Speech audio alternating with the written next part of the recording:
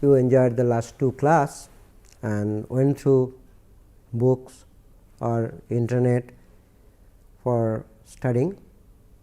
So, before starting my third lecture for this basic concepts in immunology in module 1, I will just to request one to all of you, those who are new to immunology or studying for the first time, please follow the class with books, and because everything is not possible to say in the class during this stipulated period of time, read any available books with you, because this subject is very interesting, but there is always a possibility, because similar names and similar cells are doing various kind of things. So, when we explain, many times it happens, I am telling from my experience of taking the class to our student, like initially if you do not study or follow day by day, what will happen if you want to study just before the exam or want to cover up everything together,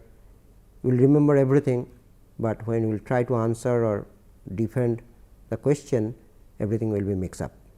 Okay. So, this is my suggestion, I will not repeat it. So, please follow, I mean you do not have to read much for each lecture, but read just after the lecture you read the book, any book, but that chapter you hope you understand.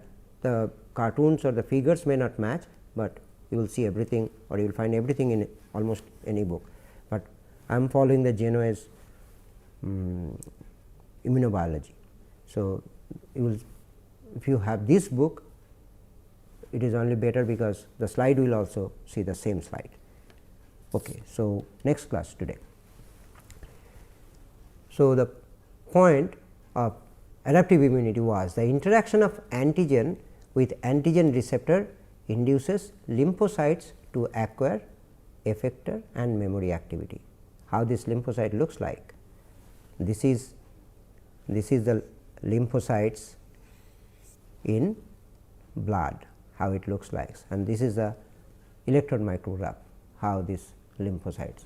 So, seeing them, it is not much to understand like how exactly, but this is just to show you how the lymphocyte looks like under microscope, regular microscope and electron microscope. So, what they have? So, both lymphocytes, B and T lymphocytes, they have a receptor that you already know. So, this is the B cell receptor, this is the B cell receptor, how it looks like. Okay. So, that why this is not a receptor. So, it will be a receptor if it is integrated with the membrane. So, this is the B cell receptor when it is integrated into the membrane. So, what is happening if you see this? If you see this receptor, you see there is Y like structure. I will discuss much more detail of this, and this is the structure of antibody also in detail in future classes when we will read or when we will discuss the antibody in specifically. So, for today if you see, so this region is known as variable region, and this part actually this part is constant region, or it is responsible for effector functions, and variable region. So, this region, variable region, particularly this site. So, if you see this region is responsible for antigen binding. So, when it is attached with the membrane of the B cell, if this is B cell, then it is B cell receptor. Okay. So, after interaction with the antigen, it gives signals, and the same cell converted to plasma cells and produce the same molecule, but without this part. Okay. So, what is going to happen is they will not have this thing. Okay. So, this molecule is now free or secretory molecules. The same receptor molecules will produce without the transmembrane domain, which anchored them with the cell, will release in blood, and then this will serve as antibody, or this is actually known as antibody. So, this antibody has two very specific distinct domain. One we call the variable region, which is responsible for antigen binding, and this part only the antigen binding part. And this part is constant, it is not very much variable, and this is responsible for effector function, like what next, antigen attached, antibody attached the antigen, and what to do next. So, this is the effector function. Same way, if you see the T cell receptor, this is the T cell receptor. T cell receptor also very similar, but not exactly same, because it is much smaller. It also has a constant domain. This blue region is the constant domain, and the upper part is a variable region, which is antigen binding sites. Here only two chain, one is alpha, another is beta. So, alpha beta two different chains combined, and they are attached through this transmembrane domain. They always remain attached, they never secreted like the B cell receptor as antibody. So, they always remain attached, and these two alpha and beta also linked by a disulfide bond, these black lines what you see. Here also there are two different protein. First is there is a big chain and a small chain. Okay. This is one peptide, this is another peptide. So, there are two big peptides and two small peptides. So, one big and one small peptides are attached by a disulfide bond, this black one, and this unit like one big one small is also attached with a disulfide bond. Okay. So, there this thin line is the hinge region, and hinge region helps basically they can bend together like that. If this is the antibody, they can go up to this 180 degree to 0 degree almost. Okay. So, that the hinge region helps. So, if antibody is here, so and antibody has two binding site, one here, another here. So, one antibody if this is the antibody can bind two antigen at a time, but T cell receptor can bind only one antigen at a time. How this antigen binds? So, here, so this part is antigen, the EOLO, this is the protein part. So, this is the antigen. So, antibody molecule, the same antibody molecule, slightly simpler way it is drawn. So, this is the antigen binding site. If you see it interacting with the antigen, a small part of the antigen, not it is like if this is the antigen, if this pen is the antigen, it is not hold the whole pen like that, it is holding a small part of it. Okay. So, this small part of it, this antigen molecules, if you see here, this is only this blue part of this antigen, this whole molecule is the antigen or the protein, a small part, the blue part is interacting with the antibody. Same way here this red part is interacting with the another antibody. Okay. These two are completely different. So, two antibody recognizing two different part. So, if whole molecule is antigen, the part of antigen which is recognized by this antibody molecule is known as epitope. Okay. It is known as this blue or the red part. So, the segment of antigen which is recognized by the antibody antigen binding site is known as epitope.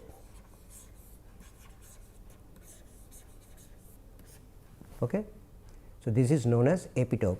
So, the part of antigen which is recognized by the antibody is known as epitope, but the part of antibody which is recognizing the epitope is known as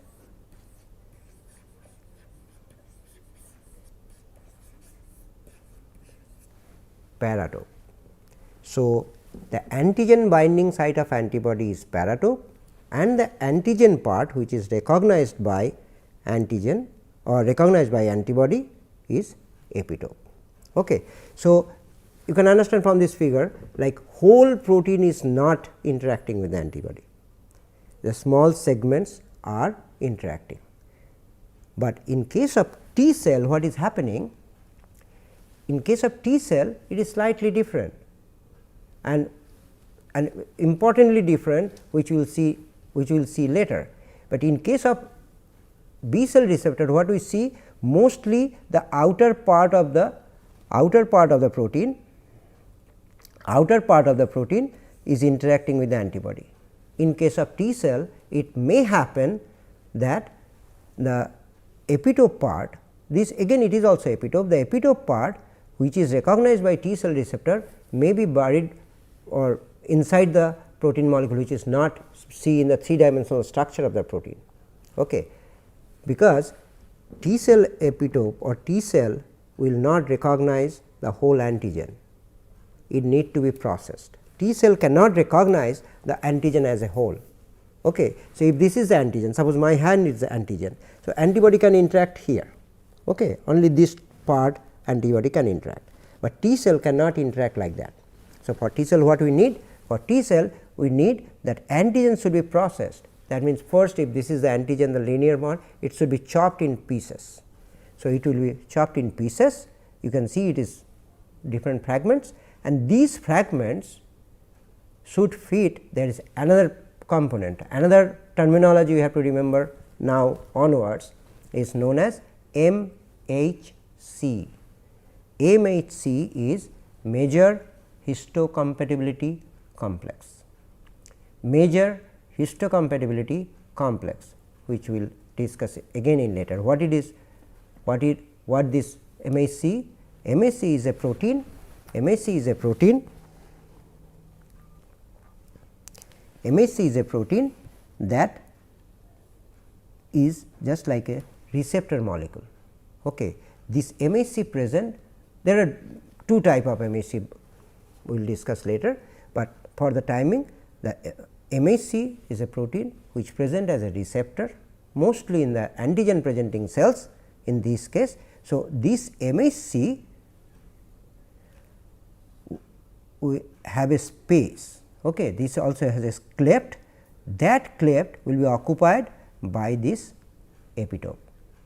So, what is antigen will be processed into pieces, one of these piece will go and bind to this epitope, is going to bind this peptide binding cleft of this MHC molecule, and T cell receptor can recognize this antigen, the red part is now antigen, okay. Just the perspective is different. So, the red part is antigen and yellow part is MHC molecule. So, T cell receptor can recognize the antigen only when it is presented by MHC molecules. So, the T cell receptor binds to a complex of MHC molecules and epitope of an antigen. Okay. So, here is the difference. B cell receptor can bind antigen unchanged or as a whole, I mean whole antigen you need not to it need not to be processed, but in case of T cell receptor antigen should be processed into different pieces or fragmented. One of the fragment will fit into the cleft of the MHC, and the whole complex of MHC and antigen will be recognized by T cell receptor. So, here is the difference, and after this interaction happen, this signal will go inside, the T cell, and that then T cell will multiply, proliferate and do its function or the effector function what it is supposed to do. I already told this, antigen receptor genes are assembled by somatic rearrangement of incomplete receptor gene segment, which is little complicated for this timing, and we will discuss in much more detail later how this receptor, how this variety of receptor which can recognize variety of antigen or epitopes we will discuss later. Okay. So, lymphocytes activated by antigen give rise to clones of antigen specific effector cells that mediate adaptive immunity. Okay. So, this activated antigen gives us the clone which is mediated adaptive immunity, but we already discussed these B cell or T cell do not develop any adaptive immunity against our own cells. So, how this thing happen? This thing happen actually that a single progenitor cells, the hematopoietic stem cells can produce multiple cells. These cells can produce multiple cells. So, this multiple cell will have variety of receptor. This variety of receptor, this is what? Receptor is means if the antigen is look like a triangle, the receptor will be like this. If the antigen looks like a sphere or circle, the receptor will be like this. If it is a square or rectangle, the receptor will be like this. So, that is how the receptors are, and this is cartoon for different, only 7s are given here, because just to make you understand. So, what is happening, all these 7 receptors, are containing cells undergo development or the training period, what I personally prefer, that you have they need to be trained that what to do or what not to do future. So, what will happen during this developmental stage, if they interact with our own proteins, so all these rates are different self antigen. So, if they interact, if the receptor of B cells or T cells interact with our own protein, they will get a signal that to die. Okay. So, they will, these 4 will die.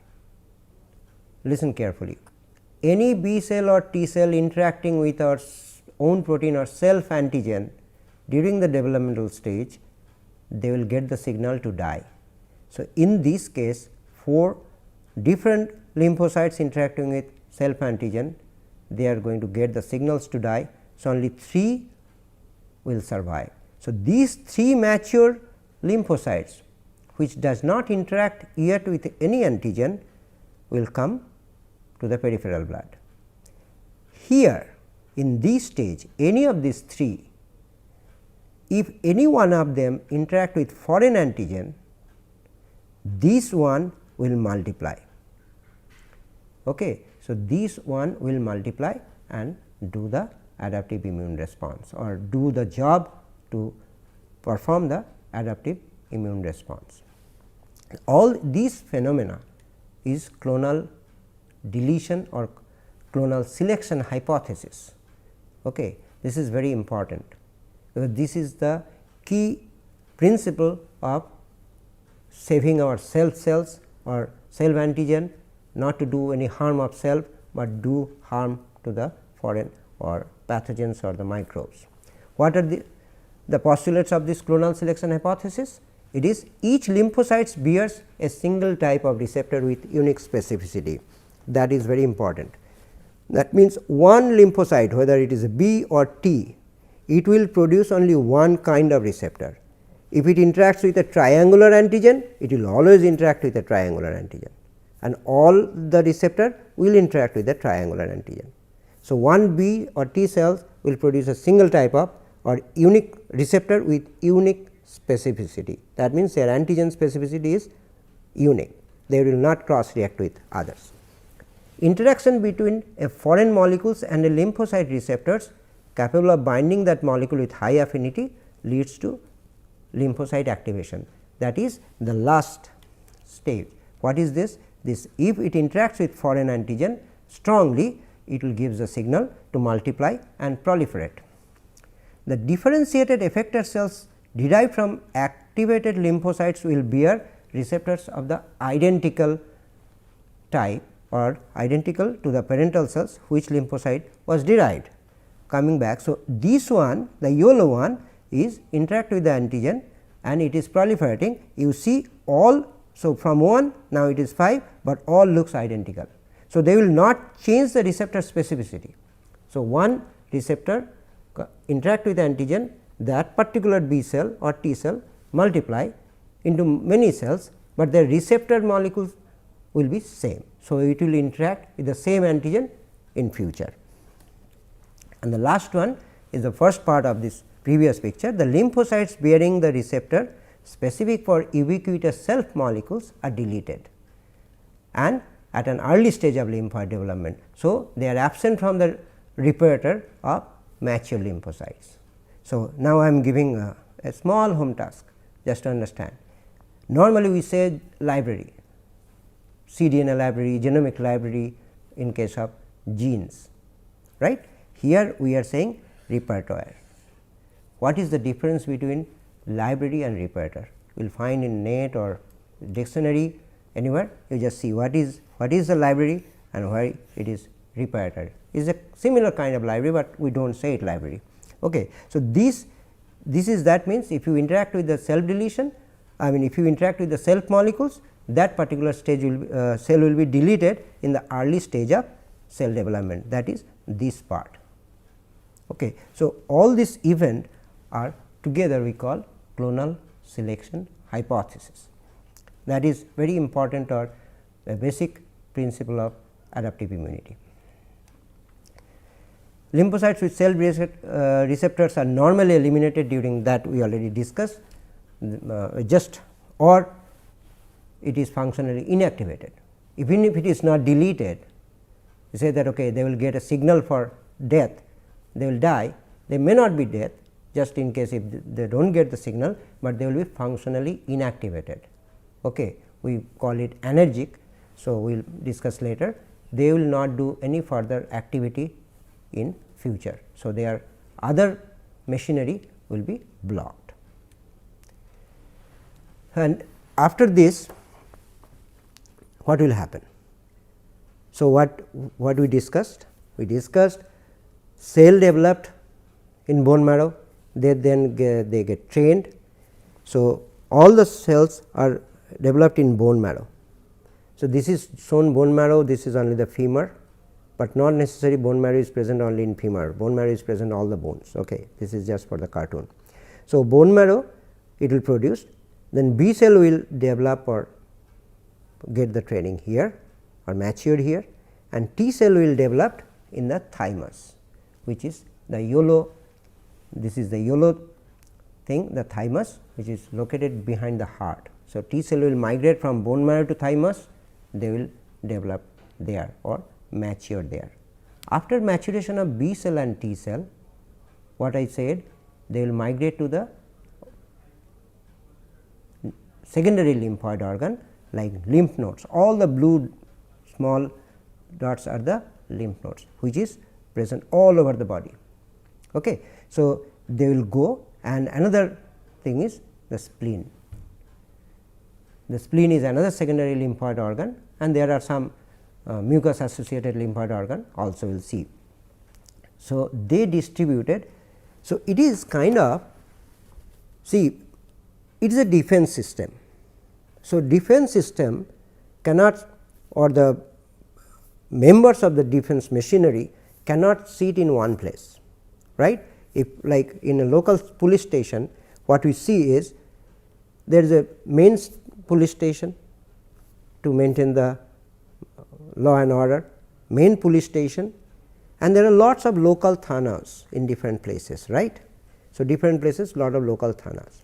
So, what happened, main police station is here, they are controlling everything or they are getting the information, but local thanas are taking care of their small area of their capacity. Here lymph nodes are this kind of local thana, okay, or a good number of police personnel like B cell and T cells are sitting there. If there is any person doing any crime, what will happen? There are certain person in police department, they catch and bring it to the nearest thana or the police station, right. Here also that lymph nodes are the local police station, and macrophage dendritic cells, they are covering or scanning the whole body. If there is any infection, they bringing them or catch them and bring them to the local police station like the lymph node. And lymph node is taking care that okay, check them, because at the initial part if the innate immunity already can handle this at the tissue level, it is fine, but some of the information of that particular pathogen or the pathogen as a whole, they will bring it to the nearest lymph node. So, the immune system will take the initiative for the adaptive immunity. If it is already managed by innate immunity, there is not much response of adaptive immunity, but if it cross the innate immunity, then adaptive immunity will make a specific target based weapon like antibody or T cell definitely will help to make the antibody, and that antibody will go and manage the infection. Okay. So, these lymph nodes are all over the body, and it will take care of the future infection states, what it is doing. What is happening? So, you see immature dendritic cell resides in the peripheral tissue. So, in skin or some other peripheral tissue, immature dendritic cells are lying in between there. So, if there is any cut or anything happen, any infection happen here, dendritic cells are there, they can do the macropinocytosis, and they will form a macropinosome, where they will capture this bacteria or other pathogen, whatever it is there. So, from there they will bring it to the lymph node. Okay. So, this is the lymph node. I will come what is the lymph node maybe today or maybe in the next class. So, in this lymph node, these dendritic cells, they will present the antigen. Listen carefully, in the lymph node they will present the antigen to the B cell and T cell. Okay. So, because infection happen in tissue somewhere else, so the dendritic cell take that candidate or the pathogen, bring it to the nearest lymph node, and that lymph node which is packed with B lymphocyte and T lymphocytes. So, they will see this is the culprit, do whatever you want to do or you can do, this kind of presentation. So, what will happen, these dendritic cells here, what I am talking like the kind of conversation between two humans, in two cells they do not talk like that, I am sure you know, they talk between any kind of interaction or signaling or cross talks between cells are happening between protein and protein. So, one protein is in the surface of the dendritic cells, that is why we call it antigen presenting cells. So, they present the antigen on their surface, which T cell can see. So, what is going to happen? There are a lot of T cells here. So, some T cells can see if specific T cell binds here, they remain attached and they replicate. You see from 1 to 2 to 4 they are increasing, and these T cell, activated T cell, will ultimately do the job. Okay. Dendritic cells actually the middle man between innate immunity and adaptive immunity, because in innate immunity what happened? Neutrophil, eosinophil, basophil, monocyte, monocyte means in tissue we call it macrophage, they are taking care, they are eating, phagocytosing, they can kill it, they digest it, okay, and they do all the releasing all the cytokines and chemokines, which brings more neutrophils and macrophages. So, they are handling this at the site, but dendritic cells, they are staying at the site while they are these group of cells are taking care of the infection.